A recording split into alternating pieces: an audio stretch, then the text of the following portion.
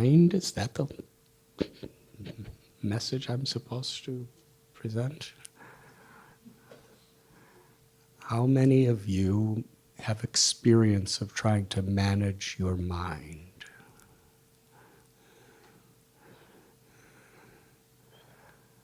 How many have the experience of your mind managing you?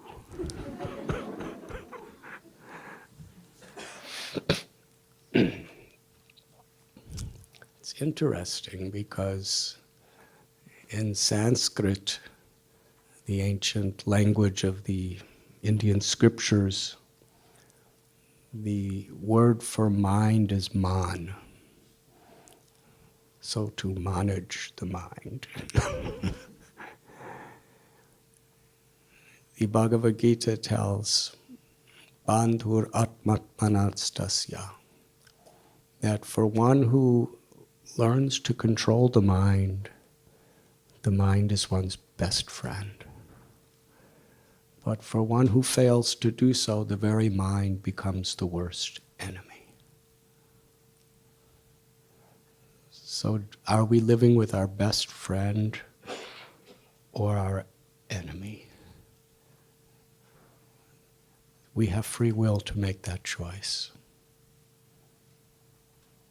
Just as my beloved Guru Srila Prabhupada would use an analogy that when you see through green-colored glasses, everything looks green. And if you see the same sight through yellow-colored glasses, it looks yellow. And if it's blue-colored glasses, it looks blue. And if it's clear glasses, you see it for its actual color. So similarly, we are seeing through the mind, not just through the eyes. Because even people with the same type of eyes and the same vision, what we see in the world is so different. In my 65 years, I don't think I've ever met anyone who sees anything the same way. Because everyone has a very unique state of mind. And we can give some general psychological categories to the way people think. But still, everyone is so personal and unique. According to the experiences that we've had, the education we've had, according to what we identify with and who we identify with, it all very much colors the way we see everything in the world. An example, a flower. One person will see a beautiful rose flower. If they're a botanist, they will start thinking about the Latin name and where its original seed was grown and become really fascinated by that idea.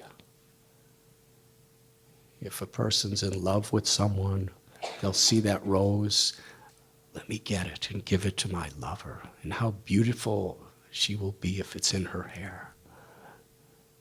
Another person will see the rose, if they're an artist, the texture, the shapes, the colors, and how beautiful a work of art it is. If a person has allergies, they'll see the rose and just see like an enemy. I have to get away from this rose or I'm going to start sneezing. And if a person loves God, they will think, oh, this is God's creation, God's art within the world. So everyone is going to see the same thing in a different way. And similarly, people see situations either as opportunities or as impediments. That's our choice. And generally, a person who's really successful, especially from a spiritual perspective, but in other ways also, is we see opportunities everywhere. Even in apparent setbacks. I remember when Srila Prabhupada, who is my guru, he came to the West in 1965. He left a very beautiful holy place called Vrindavan in India, where he was living.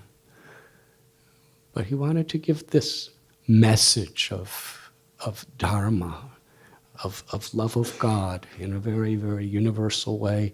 He wanted to present it to the whole world. So at the age of 69, he boarded a cargo ship. That was 50 years ago from this year. And when he came to America, he only had 40 rupees, which he found he couldn't exchange it. So he had nothing. He just had a few books, and he had a heart full of compassion. And he was living in a ghetto called the Bowery in New York City for a while, and nobody was really taking interest because he was not known.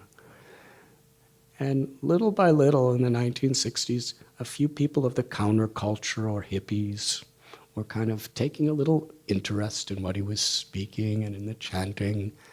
And a few years later, he had like 100 temples. He had printed, published, and distributed hundreds of millions of books in the Vedas.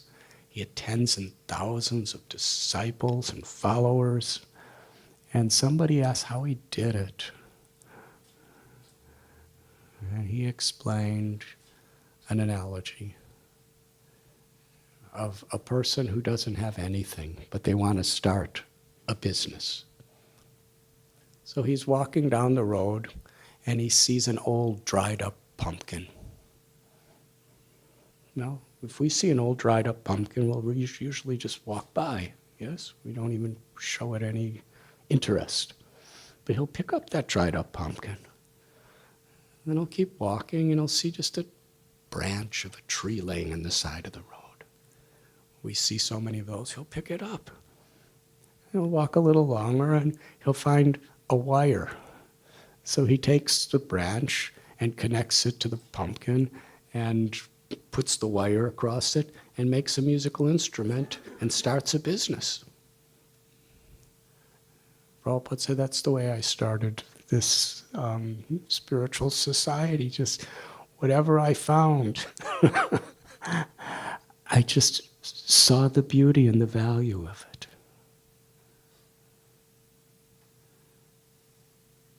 The human body, there are various organs and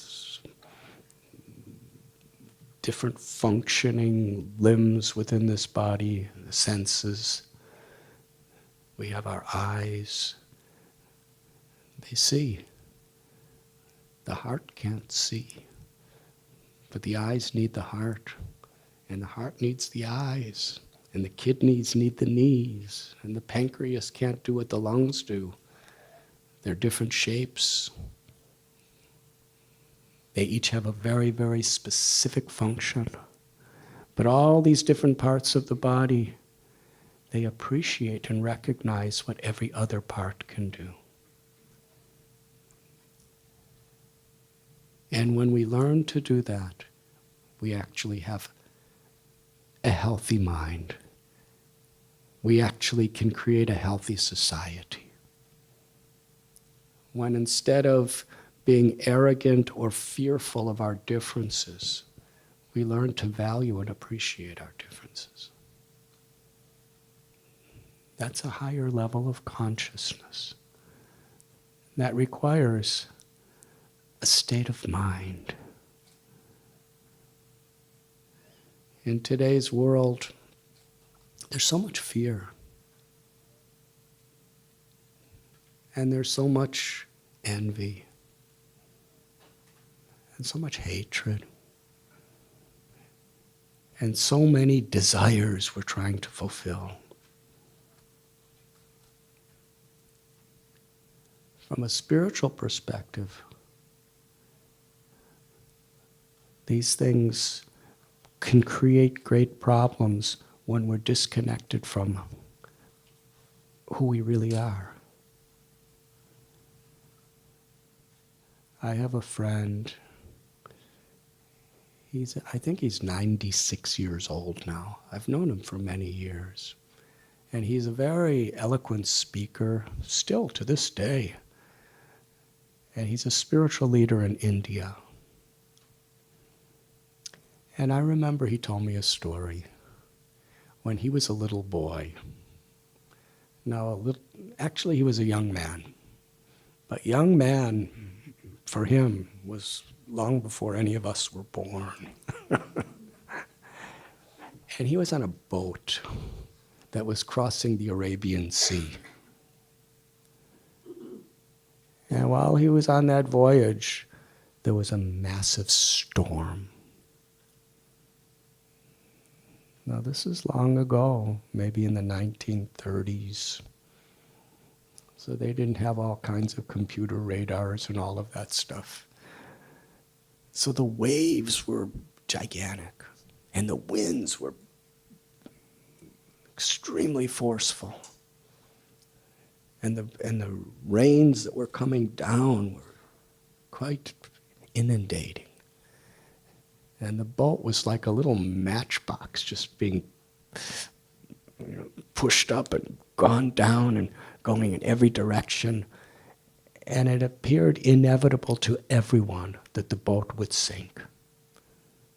And they would all die. So people were screaming and people were embracing little children and crying, and they were bewildered. They just didn't know what to do. And while all this was going on, my friend saw a little boy. He was just about 5 years old. And he was just sitting really peacefully. He was being pushed around like everybody else, but he was very peaceful, very composed. And my friend asked him, "Aren't you afraid?" And the little boy said, "I have nothing to fear because my mother is near." Anyways, the storm ended and nobody died and the boat reached its destination. But my friend told me this was one of the most important events of his life. He learned something so important from that little child. What have I to fear when my mother is near? He was beyond fear because he had that confidence in his mother's love. And from the perspective of our relationship, when we actually make that relationship, that connection with the Supreme Soul, or with God, our Supreme Mother, our Supreme Father, Ishvara Sarvabhutanam Hridesharjana Tishtati. It describes in Bhagavad Gita, for one who sees me everywhere and everything in me, for that person I'm never lost, nor is that person ever lost to me. So when we actually make a connection with our own soul, and our natural innate love awakens for the Supreme, for God. There's many names in different traditions. In the Bhagavad Gita called Krishna. Then we naturally see everything in relationship.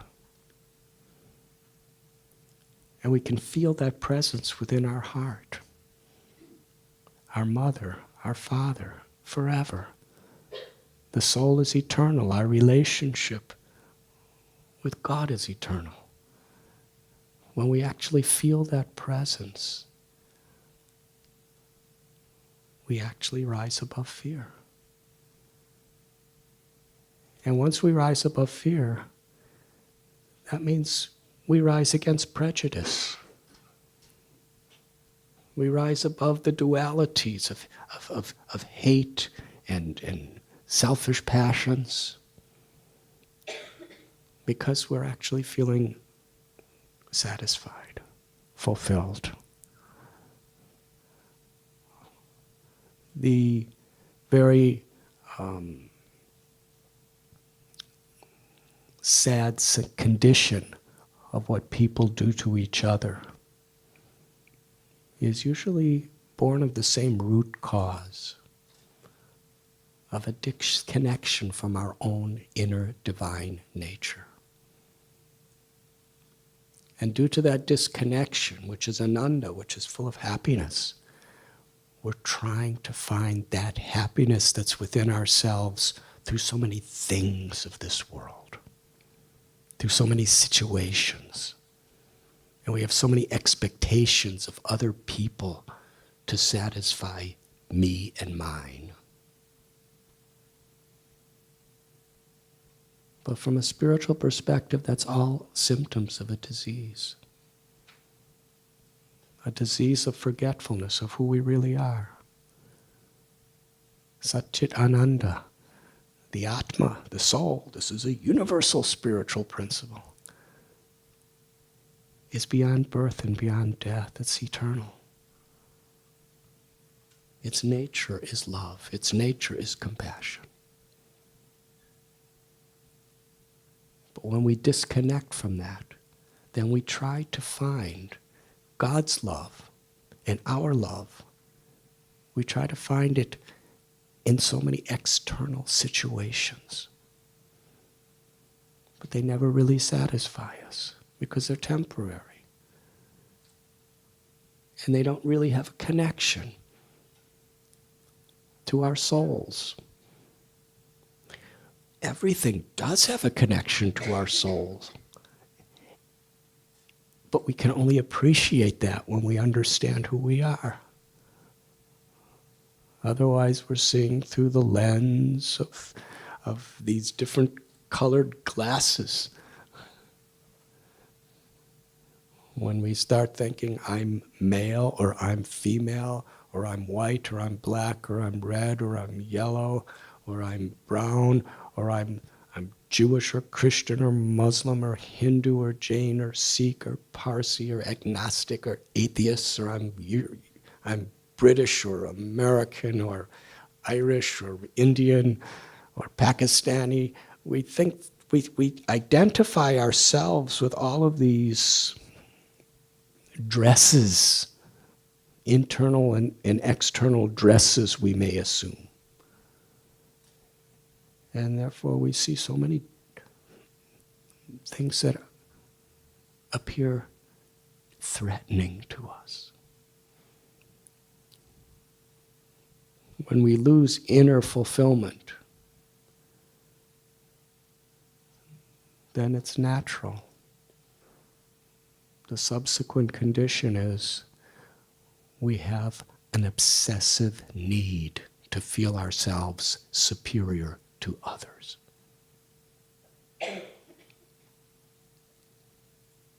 But when we actually understand who we are, we understand our relationship with everyone. Paradukkha dukkhi. In that case, other people's happiness becomes my happiness. Other people's suffering becomes my suffering. There's an analogy that living within the same mind of everyone is like a good dog and a bad dog. The good dog represents our natural divine nature. Humility, compassion, love, generosity, a will to selflessly serve. Those qualities are within all of us. And the bad dog represents our greed, our selfish lusts, and our envy, and our anger, and our arrogance, and all of the illusions that come along with them. And each dog is barking, trying to get our attention, trying to get us to serve them. And we have a choice. Whichever one we choose to feed is the one that's going to become stronger. So we can understand just by our state of consciousness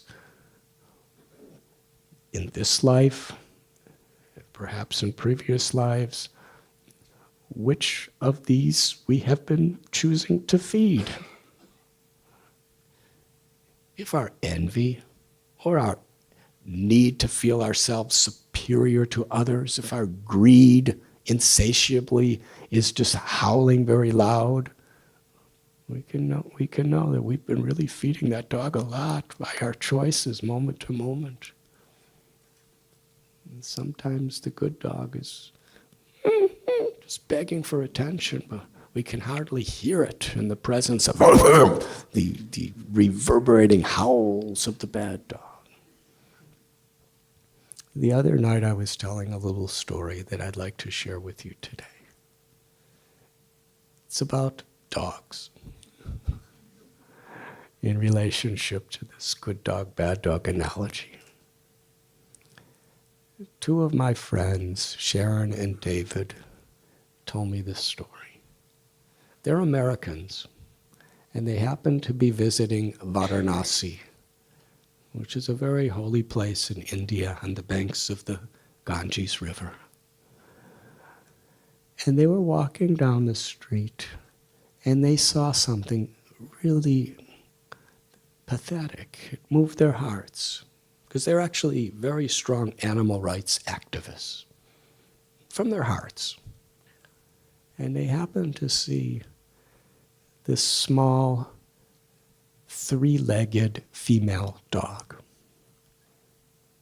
She was just hobbling around on three legs. And she looked really thin and hungry and quite pathetic. They decided they wanted to get some food. So they went a couple blocks away and they bought some rotis. That means bread. And they started to feed some of the dogs. And so many dogs came. Not that one, but many others. And when these dogs saw that there were rotis, they're all hungry. And hunger can bring out the worst in people sometimes. And they didn't know how many rotis there were, and they didn't really care. They just wanted the first one. And every one of them were fighting over each roti. They were barking and barking, and maybe a dozen of them were fighting to get into the front. And as soon as they put out the roti, one of them, they would just grab it and start eating it. And others would try to take it away, and the others, then there was enough rotis for all of them. And they were just watching how they were so aggressively trying to get those bread, fighting over the bread. But something moved their heart. There was one particular dog who was very patiently just waiting. He wasn't fighting with the others. He looked really humble. And after everyone else got their rotis, this dog came up to them. And they placed the roti in his mouth, and he took it very gently. And they said his eyes looked at them. And it appeared they were glossed over with affection and gratitude. And he kind of bowed his head, really humble. And he didn't eat the roti. He just walked away with it. This really fascinated them. It charmed them. They followed the dog. They followed him a couple blocks. And he still didn't eat it. He was just holding it and walking. And he went underneath this cart that was used to sell things. And they followed him underneath the cart. And they looked and saw there was that three-legged female dog that they saw earlier. And she was laying down with a little puppy that she gave birth to. Puppy was really tiny. And the male dog laid the bread in front of the puppy. And the puppy really enthusiastically, blissfully ate it. And the mother didn't eat any of it. And the male, who was perhaps the father, didn't eat any of it. But they were literally, with tears in their eyes, they told me, they were watching that little puppy eat the dog, and they were eat the bread. I'm sorry. They were watching the little puppy eat the bread, and they were just so happy. Far happier looking and more satisfied than all those other dogs who ate the bread themselves. So why am I telling this story? I'll try to figure out a justification. What was the root cause of the humility and the respect and the peace of that dog, which made him different than the others? It was love. It was compassion. Because he was feeling love and compassion for that little baby. It brought out such good qualities in him. Whereas the others, because they were selfishly oriented, maybe, and certainly it was all justified, they were hungry, but it brought about so much conflict, and so much anger, and so much fear. So in this similar way, as far as our good dog and bad dog, our divine and negative qualities that are within our own hearts and minds, when we actually are connected to a higher purpose, when we actually learn to experience the value of unselfish love and compassion, that brings about a fulfillment. And when it is on the spiritual platform,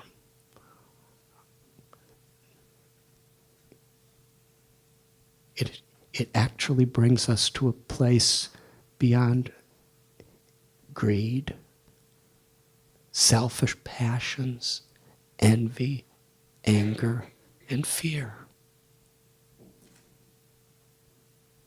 And that's such an important need for the world today.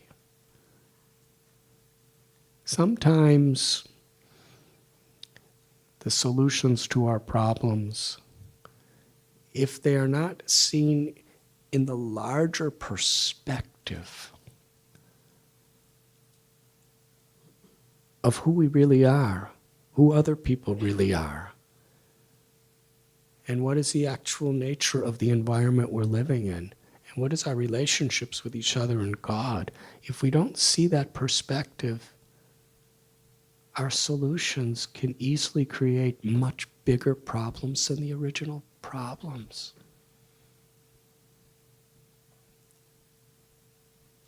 That's so much what's going on in the world today. In the name of politics, in the name of science and technology, in the name of education, in the name of social development, what to speak of in the name of personal relationships. If we don't see the broader picture of how things are going, of what we need to have learned from the past, of how things affect each other in the present and how they will affect the future. And unless we see through the lens of an inner connection with the environment and with each other, with ourselves, then even good intentions, our solutions will probably create bigger problems than the original problem in due course.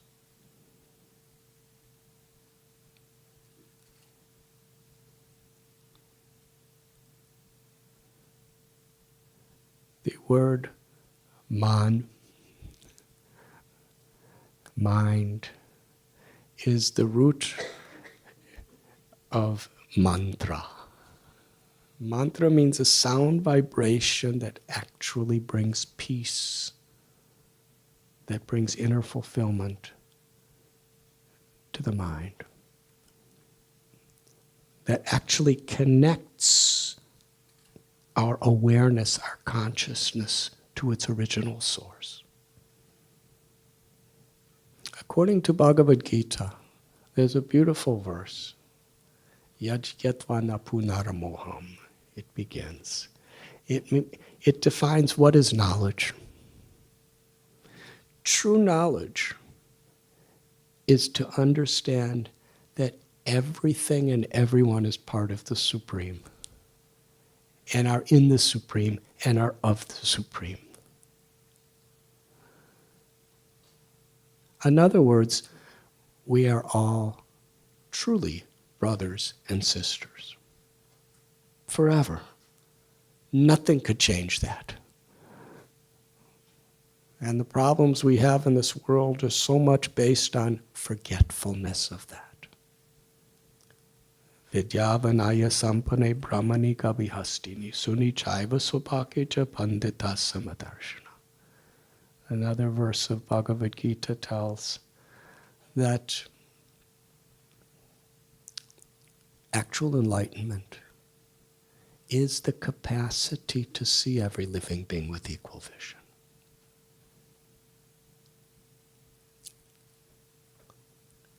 The first commandment of the Bible is to love God. To love God is with all your heart, mind, soul, and all your strength.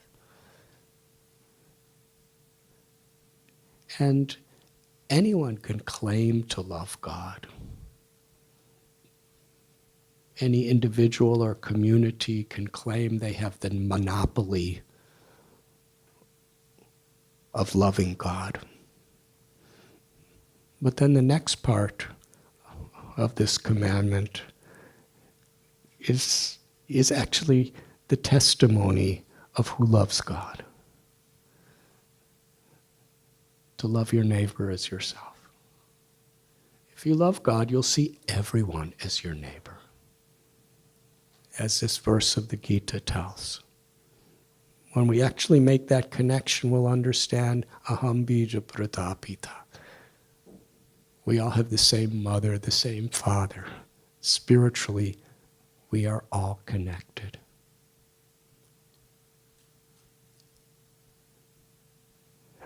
When we become disconnected from ourself and from that love that is inherent within ourselves, when we become disconnected from the sweetness and the infinite nature of God's love for us